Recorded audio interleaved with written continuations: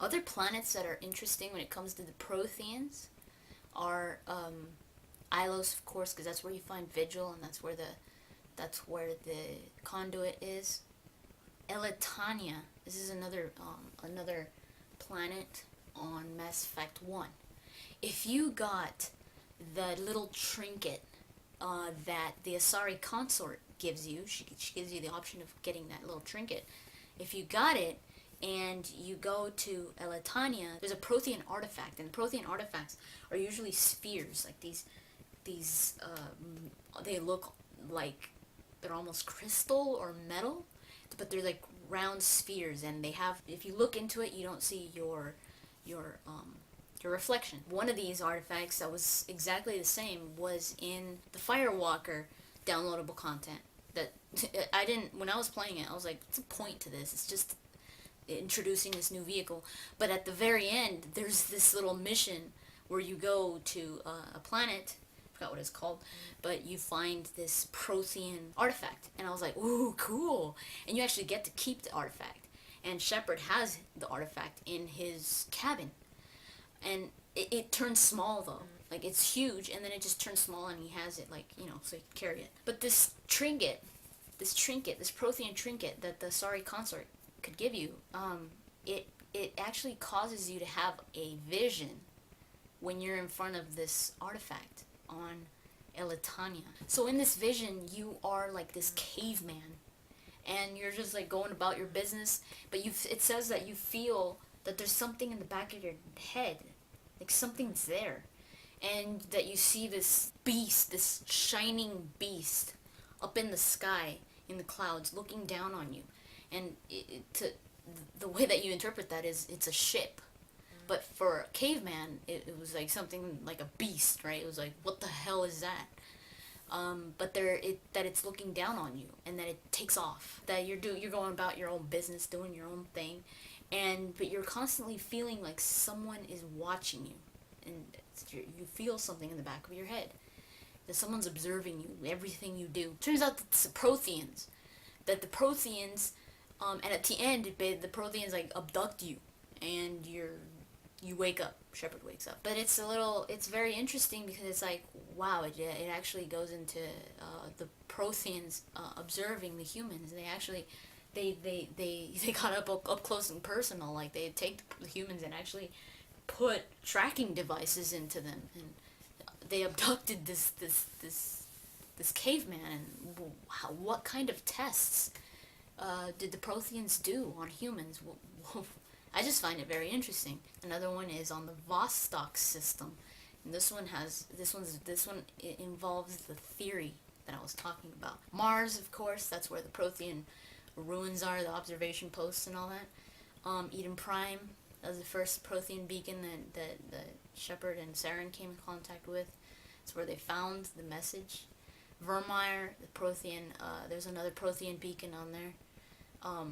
Kaji, the Hanar homeworld, that there was the Enkindlers. The Protheans were on Kaji, and they civilized Hanar.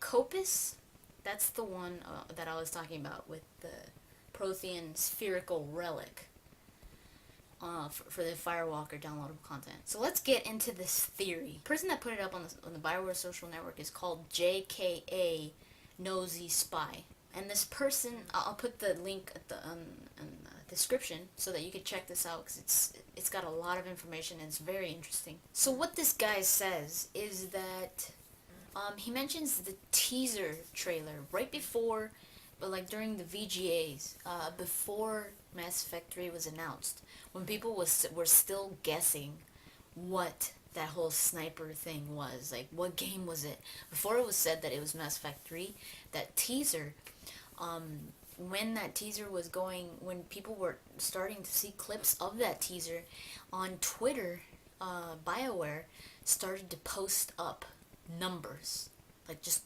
numbers out of nowhere. And they were like code. It was like, what the hell is that? The numbers that they were putting up was, one of them was 55.845. And that number is the atomic weight of iron, so the atomic mass of iron. So it was like an indicator that they were trying to say Mass Effect. And other people are also say that it's the mass of iron. And if you take the atomic symbol of iron, it's Fe. And if you put it together with mass, and then you put Fe, it almost forms effect. So it says Mass Effect. And then they put up another number, which was 128.5. So 128.5. And 128.5, what that was the lowest in Fahrenheit degrees. This was the lowest temperature. It was negative 128.5. It was the lowest temperature calculated on Earth, and it was in Antarctica, in a lake called Vostok. And this is real. This is on reality. I'm not talking about Mass Effect. So BioWare put up this number, and they're talking about how cold Vostok Lake was. Now Vostok is a system in Mass Effect, the Vostok system, that I was talking about. Now, why did BioWare put up this number? Were they referring to Vostok? Or were they just referring to cold temperature? Because some people say, no, it was just because mass of FeCT, which means cold temperature, that's FECT, that's effect, like mass effect. But I don't think that's why they used that number. I mean, why that specific number? Just coincidentally, it's where Vostok Lake is, Vostok system. And this guy thinks that BioWare was probably throwing out a little hint of the importance of Vostok. He talks about the Shadow Broker and how the Shadow Broker thought that the Protheans had another plan. Hey guys, sorry, my stupid camera stopped working. I really didn't want to use my computer, but I have no other means because I didn't finish recording the Prothean Mass Effect talks. So this is going to take a lot longer now. So he was talking about the Shadow Broker and how the Shadow Broker believed that the Protheans had another plan besides the one on Ilos with the conduit and all that. He thinks that there was something more to what the Protheans were planning. And then he also mentions the magnetic fields that were being picked up on Mars for the Prothean post, observation post there.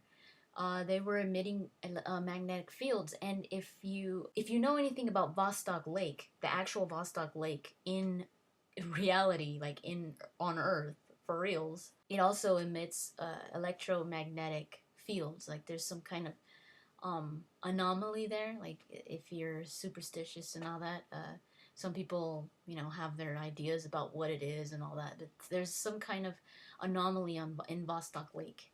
And it's because it emits this kind of magnetic field. And this guy on the forums is saying, what if BioWare finds a way to put that into Mass Effect 3?